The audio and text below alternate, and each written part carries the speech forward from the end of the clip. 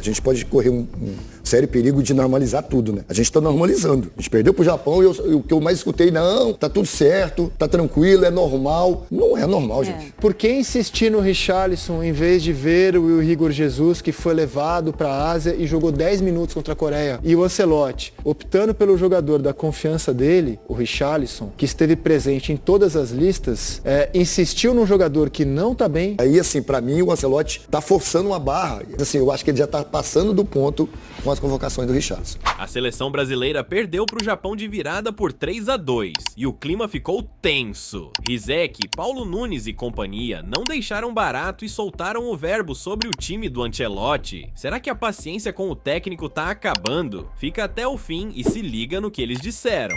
Paulo Nunes, eu gostei que você, quando eu falava com a Joana, eu falei, cara, tá muito amor o Ancelotti, olha como ele respira diferente, olha como ele bebe pisa. água, né? E me incluo nessa Olha como é que ele levanta a sobrancelha. Olha, hein? Olha como ele lê a usando um lista. agasalho de treino no jogo, hein? Eu vi isso, gente. Eu vi gente falando isso, hein? É bom dar. É legal também dar boas-vindas ao futebol brasileiro, porque é um futebol crítico com a sua seleção. Até quando ganha, muitas vezes. Sim. Então é bom também que ele experimente um pouco e curtir vê-lo pé da vida, com aquela cara de poucos amigos depois do jogo, porque me parece que ele. É isso, uma imersão em futebol brasileiro, né? Se fosse qualquer outro treinador, nascido aqui no Brasil, e sem o currículo dele, principalmente, né? O currículo dele é que nos fazia ter esse encantamento, que perde um jogo da Bolívia na altitude que seja, e perde do Japão da maneira como foi hoje, sofreria críticas. Então, assim, que bom que Ancelotti também vai ter a sua primeira experiência do verdadeiro futebol brasileiro hoje. Paulo Nunes, bem-vindo. Boa tarde, André, Aninha, Serginho, boa tarde a todos, né? E a gente tem, a gente pode correr um sério perigo de normalizar tudo, né? A gente está normalizando. A gente perdeu pro Japão e o que eu mais escutei, não, tá tudo certo, tá tranquilo, é normal. Não é normal, gente. Já é a terceira seleção que a gente perde nesse ano. Não é culpa do Ancelotti, até a página 2. E eu tô com o Serginho porque, na minha opinião, se teve mérito dele na contra a Coreia, e eu acho que teve muito, porque a primeira coisa que ele falou antes desse jogo foi atitude. Ele expôs os jogadores, ele cobrou, não adianta ter tática, não adianta ter treinamento de movimentação, de posicionamento, se você não tiver atitude. E a seleção teve atitude contra a Coreia. Contra a seleção, eu não posso normalizar, aí para mim tem culpa do treinador, essa troca direta. Porque, André, é crucificar esses caras que estão jogando.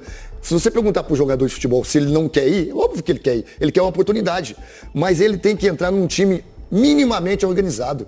Minimamente com a espinha dorsal, né, de 2 caras defensores, de um meia, de um atacante. Para você ter uma base. Para essa base te fazer jogar bem.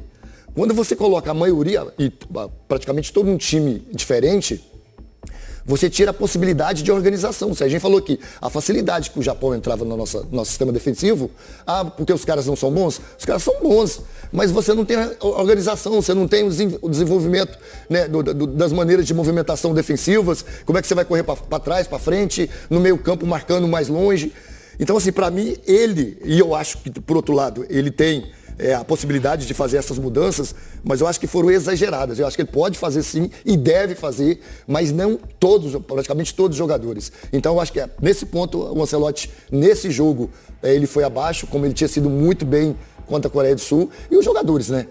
A gente tem que entender, a Ana foi muito feliz quando ela falou assim, a gente tem que entender agora que tem certos jogadores, e a gente vai discutir isso aqui lá para frente, que não cabe na seleção hoje.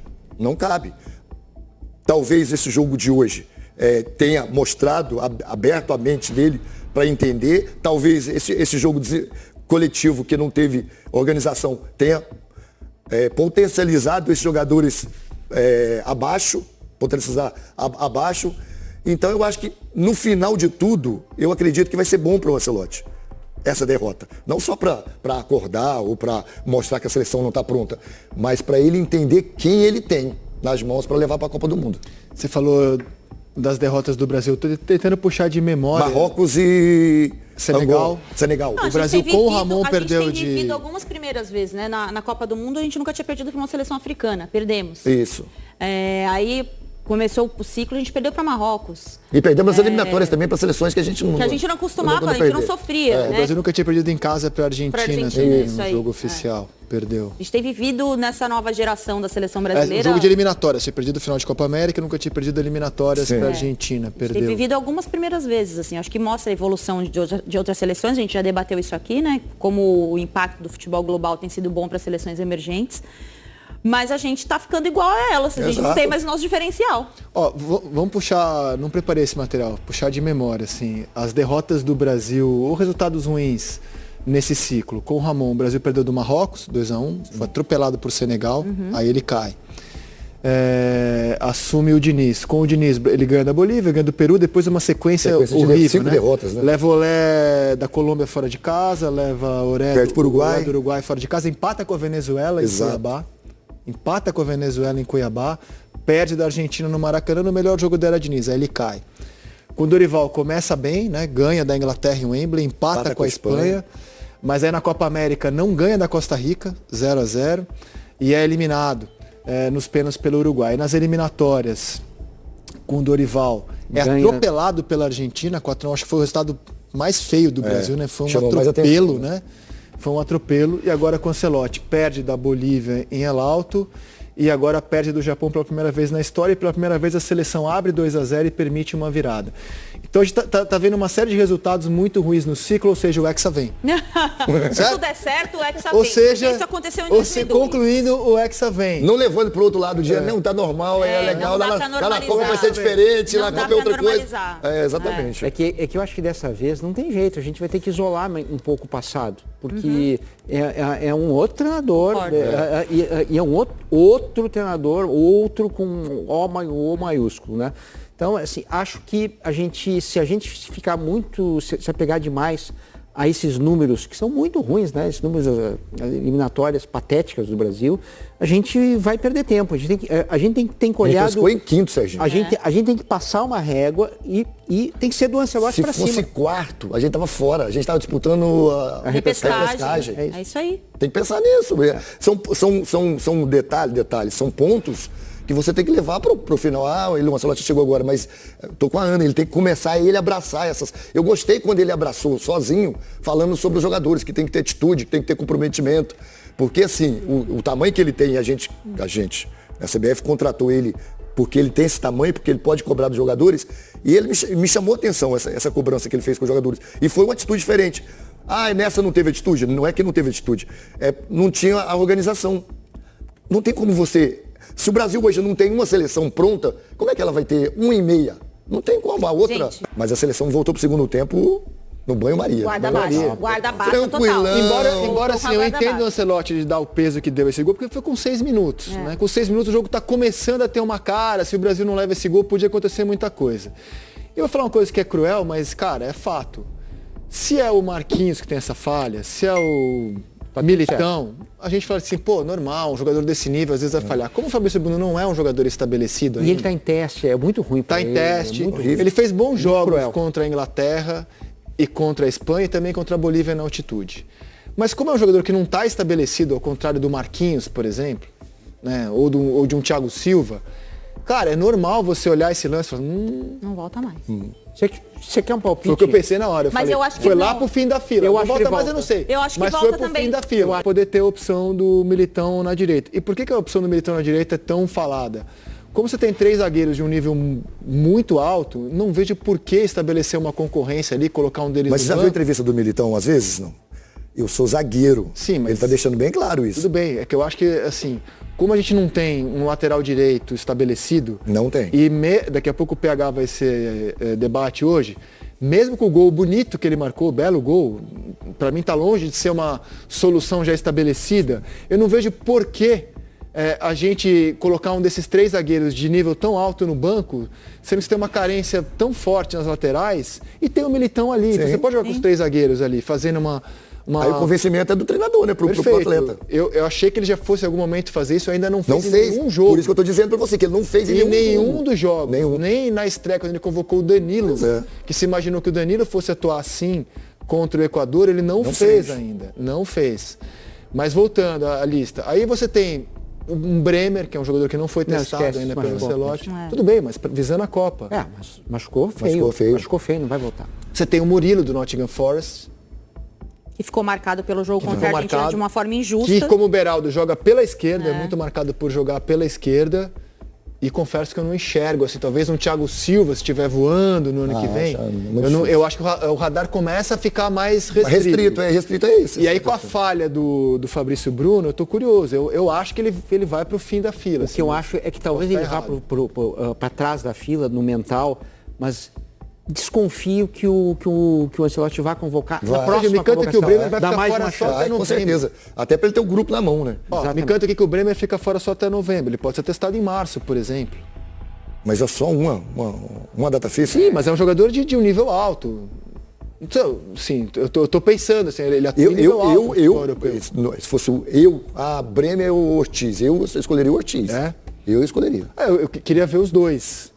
Queria ver como ele se porta na seleção brasileira. Eu acho que é diferente você jogar num time como o Flamengo, que você vai ter posse de bola e você vai ser muito ativo na saída de bola. E eu acho que isso faz do Léo Ortiz um zagueiro incrível, né?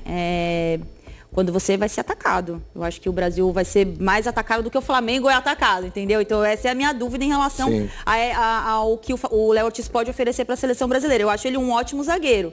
Não sei se é o que a seleção brasileira precisa. Tipo, um reserva imediato do Marquinhos, eu acho que precisa ser um jogador com um pouco mais de pegada para marcar a área, assim. Vamos lá. O Flamengo é menos atacado, assim, do que a seleção pode ser, tipo, pegar um Japão, por exemplo, novamente, numa Copa do Mundo. Mas vamos... Você acha que a gente vai ser atacado de jeito de novo? Então, eu acho. Eu acho que a realidade da seleção brasileira, acho de verdade. Vamos lá. Vamos tentar ler o que vai ser essa Copa do Mundo, né? Que a gente tem uma fase a mais dessa vez. Exato. São 8 jogos.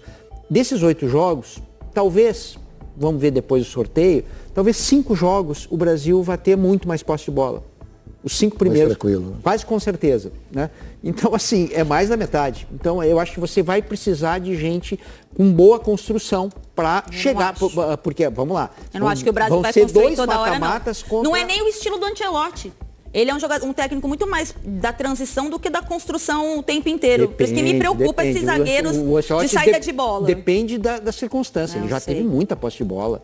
Não, acho que tem a posse de bola sim, mas a construção da jogada, eu não consigo imaginar que ele queira esse perfil de zagueiro. Eu acho que ele quer um zagueiro de mais imposição física. Eu acho que isso está faltando pro time de zagueiros da seleção brasileira. Por isso que ele zagueiro de mais imposição o Fabrício física. Bruno, né? É isso aí. Eu acho que é por isso. Por que insistir no Richarlison em vez de ver o Igor Jesus, que foi levado para a Ásia e jogou 10 minutos contra a Coreia, com o jogo já decidido? Exatamente. Era a chance de você ver o Igor Jesus precisando do resultado. E ele desperdiçou essa chance. Exatamente. O Igor Jesus dificilmente vai ser titular na Copa do Mundo, na minha opinião. Então o jogo de hoje era uma chance para você ver como o Igor se sai num ambiente de atleta que está no banco da seleção, com poucos minutos para mudar a partida. E o Ancelotti, optando pelo jogador da confiança dele, o Richarlison, que esteve presente em todas as listas, insistiu num jogador que não está bem e perdeu a chance de ver alguém que poderia e deveria ter sido olhado por ele. E não só não está bem, né? Você vai ver que ele se você olhar para o Richarlison toda vez, não sei se é um pensamento, uma maneira que eu estou vendo, enxergando isso, ele está triste, ele está caído, ele está batido, todo momento você vê uma jogada, ele está reclamando. No jogo anterior ele jogou de ponta esquerda. Então, assim, jogou com o Igor Jesus por dentro, ele na ponta esquerda. E ele não está conseguindo desenvolver, a bola não está vindo para ele, a bola não está vindo limpa. E quando vem, ele erra. E isso vai acontecendo com o jogador, em vez de trazer a confiança, vai tirando a confiança do atleta. E aí, assim, para mim, o Ancelotti está forçando uma barra, porque ele acredita, cara. Treinador é assim, quando o treinador tem um jogador que ele confia, que ele cisma, ele vai. Mas assim, eu acho que ele já está passando do ponto com as convocações do Richarlison. Principalmente porque ao insistir no Richarlison, eu acho tudo bem, é um jogador em quem ele confia, trabalhou com o Richarlison no Everton, quer recuperar o jogador, mas ao insistir tanto com o Richarlison, você acaba cometendo injustiça com quem hoje está na frente do Richarlison, na bola, que é o caso do Igor Jesus, por exemplo. Exato. A não ser que o Igor Jesus tenha feito treinos horríveis, medonhos, e ele tenha desistido do Igor Jesus, que a gente não saiba. Então, enquanto eu não pintar uma informação nesse sentido, eu vou chamar de um equívoco dele, na minha opinião. Equívoco. Não, e assim, o Richarlison, ele entra naquela pressão de ter que resolver. Ele tá com E aí aquela parada você de gol, começa né? a tomar decisão errada uma atrás da outra. Até Porque o afobado. Brasil melhorou até. O Brasil ficou bem em algumas substituições, principalmente com a entrada do Cunha. O Brasil recuperou mais a bola, ficou Mostra um o pouco campeão mais final para ilustrar agressivo. o que a Ana Thaís falou. Mas a bola caía no pé do Richarlison, mas sempre a tomada de decisão de um jogador que está claramente inseguro. E aí não foi o suficiente, né? As alterações acabaram não surtindo tanto efeito que caíram nos pés de um jogador que não está com tanta segurança. Agora, essa posição do Joelinton também é algo que, assim, já foi testado na seleção. Com todos os treinadores, né? E Todo mundo. não deu certo. E o próprio fala, a gente já entrevistou ele aqui, porque assim, o Joelinton é muito polivalente, né? O que, aliás, para mim, a chance dele de ir para a Copa é essa, ele é polivalente, cara. Ele pode fazer função de centroavante numa emergência, ele pode fazer segundo homem, terceiro homem, ele pode jogar onde está o Rodrigo, que é onde ele me disse que se sentiu melhor ao longo da carreira dele, jogando ali Do lado esquerdo? Do lado esquerdo, foi onde ele Gente, falou é só para mim que se assistir sentiu ele melhor. na Premier League de fim de semana. Ele joga exatamente nessa função, mais adiantado, ele circulador de bola, ele finaliza bem. Ele não é um armador. Ele acha que se sente bem ali. Quando eu entrevistei ele, onde você se sentiu melhor? Ali pela esquerda. Meia esquerda. Meia esquerda. A gente exatamente. não vai falar assim, talvez eu estou entrando aqui rapidinho, só para deixar uma pulguinha. A gente tem praticamente no meio campo da seleção brasileira todos os jogadores com a mesma característica. Todos. Muito parecidos. Muito né? parecidos. Alguma coisinha um pouquinho a mais, o Paquetá um pouquinho mais criativo. A gente não tem um jogador que você fala assim, esse jogador a gente vai botar ele, que a gente sabe que ele vai mudar a maneira da seleção jogar. Pelo menos tentar.